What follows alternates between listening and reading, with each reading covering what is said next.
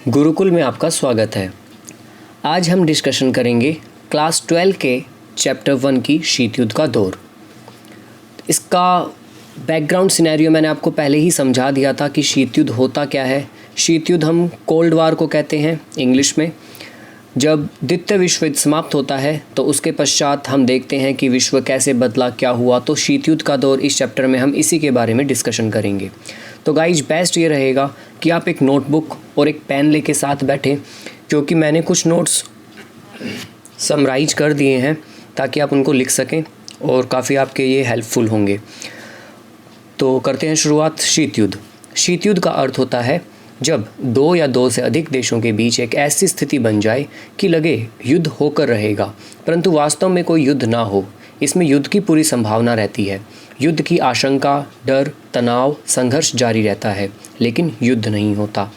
तो ऐसा दो देशों के बीच हुआ था। वो दो देश थे अमेरिका और सोवियत संघ। सोवियत संघ जिसे आज हम हाल में ही रशिया कहते हैं। शीत युद्ध का दौर चला था 1945 से लेकर 1990 तक।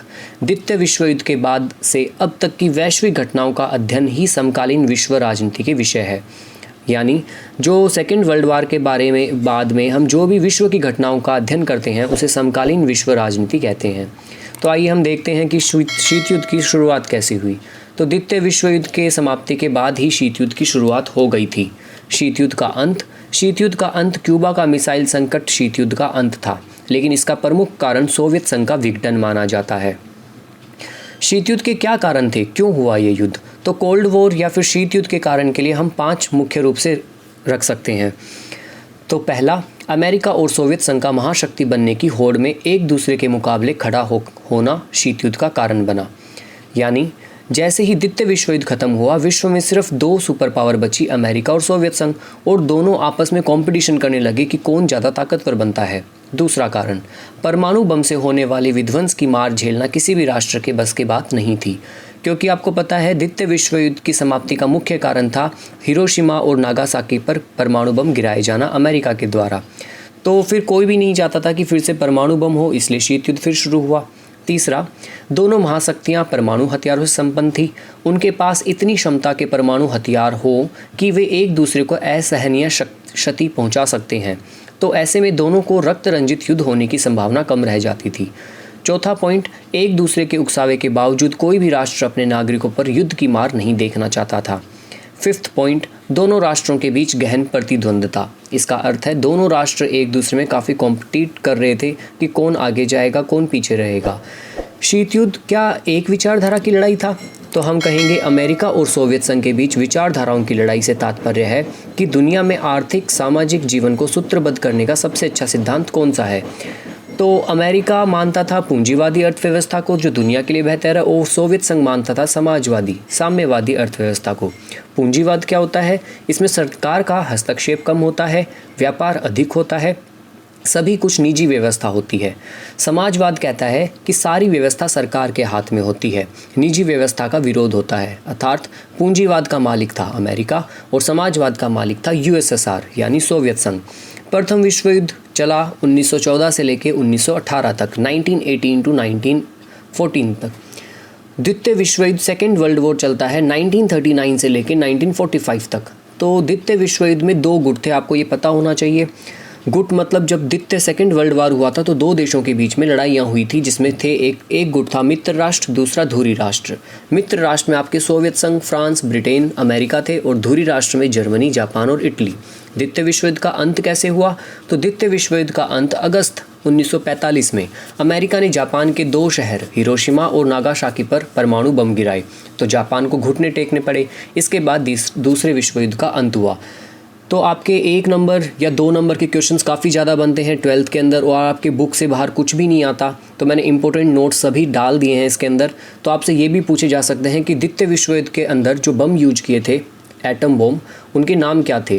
तो बमों के कूट नाम, ये कोड नेम थे, इनको कोड नेम में बोला जाता था। फर्स्ट था लिटिल बॉय, सेकंड था फैट मैन। और ये जो बम थे, इनकी क्षमता, इनकी क्वांटिटी थी 15 to 21 किलो टन। अमेरिका की आलोचना। अमेरिका इस बात को जानता था कि जापान आत्मसमर्पण करने वाला है, ऐसे में बम गिरने की आवश्यकता नहीं थी। तो अमेरिका की काफ़ी विश्व भर में आलोचना की गई, क्योंकि जब ये बम गिरे तो आज तक गाइज देखा जाता है कि वहाँ पर पेड़ पौधे अच्छे से संपन्न नहीं होते, इवन अगर किसी के बच्चे भी होते हैं तो वो काफ़ी विकलांग होते हैं। अमेरिका ने फिर अपने पक्ष में क्या कहा? अमेरिका ने कहा कि युद्ध को जल्दी से जल्दी समाप्त करना था और अमेरिका और साथी राष्ट्रों को आगे की जानहानि को रोकने के लिए उसे परमाणु बम गिराना जरूरी था। बट फिर भी यही कहा जाता है कि परमाणु बम गिराना सर्वथा उचित नहीं था। हमले के पीछे उद्देश्य क्या थे? वह सोवियत संघ के सामने यह भी जाहिर करना चाहता था कि अमेरिका ही सबसे बड़ी ताकत है। तो इस चैप्टर में सबसे important question, I think 6 number का क्वेश्चन बनता है, क्यूबा मिसाइल संकट। आखिर क्यूबा आप सबको पता है अमेरिका के ही पास में एक छोटा सा द्वीप है, देश है, जो कि अमेरिका के तट से लगा है। यह नज़दीक तो अमेरिका के है, लेकिन क्यूबा का जुड़ाव सोवियत संघ से था और सोवियत संघ उसे वित्तीय सहायता देता था। तो सोवियत संघ के नेता थे निकिता खुश्चेव ने क्यूबा को रूस के सैनिक अड्डे के रूप में बदलने का फैसला किया। तो 1962 में उन्होंने क्यूबा को रूस के सैनिक अड्डे के रूप में बदल दिया। अच्छा देखिए गाइज, बिल्कुल शॉर्ट मैं आपको ढंग से समझाता हूँ। क्यूबा अमेरिका के पास में देश है और आपको पता है जब शीत युद्ध शुरू हुआ तो अमेरिका ने कुछ देश अपने साइड ले लिए और सोवियत संघ ने कुछ देश अपने साइड ले लिए। दोनों अपने अपने देशों को बढ़ा रहे थे, वो अपने में ज़्यादा ला रहा था, वो अपने में। तो ऐसे ही क्यूबा जो था वो था तो अमेरिका के पास में, लेकिन वो मानता था सोवियत संघ की। तो फिर 1962 में क्या हुआ? खुश्चेव ने क्यूबा में परमाणु मिसाइलें तैनात कर दी थी और इन हथियारों की तैनाती से पहली बार अमेरिका नज़दीकी निशाने के सामने आ गया। तो हथियारों की इस तैनाती के बाद सोवियत संघ पहले की तुलना में अमेरिका के मुख्य भूभाग के लगभग दोगुने ठिकानों या शहरों पर हमला कर सकता था। तो अमेरिका को इसकी खबर 3 हफ्ते बाद लगी। अमेरिका ने अपनी जंगी बेड़ों को आगे कर दिया ताकि क्यूबा की तरफ जाने वाले सोवियत जहाज़ों को रोका जाए। इन दोनों महाशक्तियों के बीच ऐसी स्थिति बन गई कि लगा कि युद्ध होकर ही रहेगा। इतिहास में इसी घटना को क्यूबा मिसाइल संकट के नाम से जाना जाता है। अब हम पढ़ेंगे 2 ध्रुवीय विश्व का आरंभ। तो दोनों महाशक्तियां विश्व के विभिन्न हिस्सों पर अपना प्रभाव का दायरा बढ़ाने के लिए तुली हुई थी। दुनिया 2 गुटों के बीच बहुत स्पष्ट रूप से बट गई थी। ऐसे में किसी मुल्क के लिए एक रास्ता यह था कि वह अपनी सुरक्षा के लिए किसी एक महाशक्ति के साथ जुड़ा रहे तथा दूसरे महाशक्तियाँ उन गुट देशों के प्रभाव से बच सके। तो आपको पता होना चाहिए, मैंने बताया शीत युद्ध में 2 मुख्य पावर अमेरिका और सोवियत संघ। अमेरिका को बोला जाता था पश्चिमी गुट और सोवियत संघ को बोला जाता था पूर्वी गुट। तो पश्चिमी यूरोप के अधिकतर देशों ने अमेरिका का पक्ष लिया था। इस देशों में हम इन्हें पश्चिमी गठबंधन कह सकते हैं। इस गठबंधन में देश शामिल थे ब्रिटेन, नॉर्वे, फ्रांस, पश्चिमी जर्मनी, स्पेन, इटली, बेल्जियम, यानी ये देश अमेरिका के साथ थे। पूर्वी यूरोप के पोलैंड, पूर्व जर्मनी, हंगरी, बुल्गारिया, रोमानिया, ये देश थे सोवियत संघ के साथ। अब हम बात करते हैं नाटो की। आखिर नाटो क्या है? तो पश्चिमी गठबंधन ने स्वयं को एक संगठन का रूप अप्रैल 1949 में उत्तर अटलांटिक संधि संगठन नाटो की स्थापना हुई, जिसमें 12 देश शामिल थे। पश्चिमी गठबंधन अर्थात अमेरिका ने एक देशों का ग्रुप बनाया जिसे हम सैनिक संगठन भी कह सकते हैं। तो इसमें 12 देश शामिल थे और ये 1949 में बना। नाटो का काम क्या था? इस संगठन ने घोषणा की कि उत्तरी अमेरिका और यूरोप के इन देशों पर अगर किसी पर भी हमला हुआ तो वो संगठन सभी देश अपने ऊपर हमला मानेंगे और नाटो में शामिल हर देश एक दूसरे की मदद करेगा। इसका उद्देश्य यही था कि अमेरिका द्वारा विश्व में लोकतंत्र को बचाना। वारसा संधि, सोवियत संघ की अगुवाई वाले पूर्वी गठबंधन को वारसा संधि के नाम से जाना जाता है। इसकी स्थापना सन 1955 में हुई और इसका मुख्य काम नाटो में शामिल देशों को यूरोप से मुकाबला करना था। जैसे अमेरिका ने बनाया नाटो, वैसे ही सोवियत संघ की थी वारसा संधि। महाशक्तियों के लिए छोटे देशों को क्यों महत्व था? मतलब ये जितनी भी महाशक्तियाँ थी, ये छोटे छोटे देशों को क्यों इनके साथ गठबंधन करके रखती थी? ये एक पूरा फुल 6 नंबर का क्वेश्चन बनता है। तो गाइस भी फोकस होके देखिएगा, नोट डाउन कर लीजिएगा ये वाला क्वेश्चन।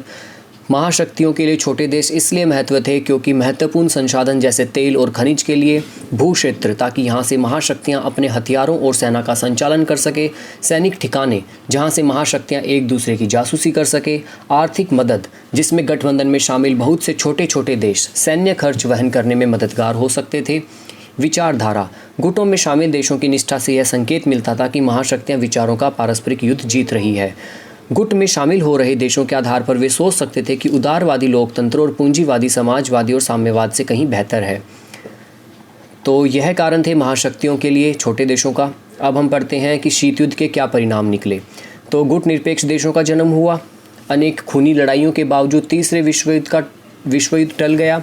अनेक सैन्य संगठन संधियाँ हुई। दोनों महाशक्तियों के बीच परमाणु जखीरें और जंजीरें और हथियारों की होड़ हुई। दो ध्रुवीय विश्व हो गया। अपने प्रभाव को बढ़ाने के लिए दोनों महाशक्तियों ने अन्य देशों के साथ संधियाँ की। जैसे आप देख सकते हैं कि सैन्य संधि संगठन, जैसे अमेरिका ने किया नाटो, सीटो, सेंटो। सोवियत संघ ने किया वार्सा पैक्ट। दोनों महाशक्तियों द्वारा परमाणु जखीरे एवं हथियारों की होड़ कम करने के लिए सकारात्मक कदम। इन दोनों देशों ने कुछ कदम भी उठाए कि हम परमाणु परीक्षण प्रतिबंध संधि की, परमाणु अप्रसार संधि की, परमाणु प्रक्षेपास्त्र परिसीमन संधि की। सीटो सेंटो के बारे में तो अमेरिका ने पूर्वी और दक्षिणी पूर्वी एशिया तथा पश्चिमी एशिया में गठबंधन का तरीका अपनाया। इन्हीं गठबंधनों को सीटो और सेंटो कहा गया। सीटो की फुल फॉर्म आप याद कर सकते हैं, बहुत ही इंपॉर्टेंट है, south east Asian treaty organisation, दक्षिण पूर्व एशियाई संधि संगठन। और सेंटो सेंट्रल ट्रीटी ऑर्गेनाइजेशन, केंद्रीय संधि संगठन। इसके बाद जो संघ ने चीन, उत्तरी कोरिया, वियतनाम, इराक से संबंध मजबूत किए। अब हम बात करेंगे गुट निरपेक्ष की। तो गुट निरपेक्षता का अर्थ है सभी गुटों से अपने को अलग रखना। आपको पता है द्वितीय विश्व युद्ध के बाद विश्व में शीत युद्ध शुरू हुआ, जिसमें दो गुट बने, पश्चिमी गुट, पूर्वी गुट, अमेरिका और सोवियत संघ। बट कुछ देश ऐसे थे जो इन किसी भी गुटों में नहीं रहना चाहते थे, उसे कहा गया गुट निरपेक्ष। गुट निरपेक्षता का अर्थ था सभी गुटों से अपने को अलग रखना। गुट निरपेक्ष आंदोलन शीत युद्ध के दौरान चला। गुट निरपेक्ष आंदोलन महाशक्तियों ने गुटों में शामिल न होने का आंदोलन था, परंतु यह अंतर्राष्ट्रीय मामलों से अपने को अलग थलग नहीं रखता था, अपितु इन्हें सभी अंतर्राष्ट्रीय मामलों से सरोकार था। गुट निरपेक्ष आंदोलन की स्थापना 1956 में यूगोस्लाविया के जोसेफ ब्रोंज टिटो, भारत के जवाहरलाल नेहरू, मिस्र के गुलाम अब्दुल नासिर ने एक सफल बैठक की, जिसे गुट निरपेक्ष आंदोलन का जन्म हुआ। तो आपको पता होना चाहिए गुट निरपेक्ष आंदोलन के संस्थापक नेताओं के नाम, जो कि लिख रखे हैं। प्रथम गुट निरपेक्ष सम्मेलन हुआ था 1961 बेलग्रेड में। इसमें 25 सदस्य देश शामिल थे। और 14 गुट निरपेक्ष सदस्य सम्मेलन हुआ था 2006 क्यूबा में 166 देशों के साथ। तो गाइस, ये था चैप्टर 1 का पूरा फुल रिव्यू, फुल समरी। आप इसे एक बार नहीं, 2 बार नहीं, 3 बार, जब तक आपको ना समझ में आए आप इसे बार बार देखते रहिए, रीड कीजिए। फिर मैं यही कहूँगा कि आप बुक को काफ़ी अच्छे से रीड कीजिए, ताकि आपको काफ़ी अच्छे से टॉपिक्स क्लियर हो जाए। तो मिलते हैं अगले वीडियो में अगले चैप्टर के साथ। Thank you.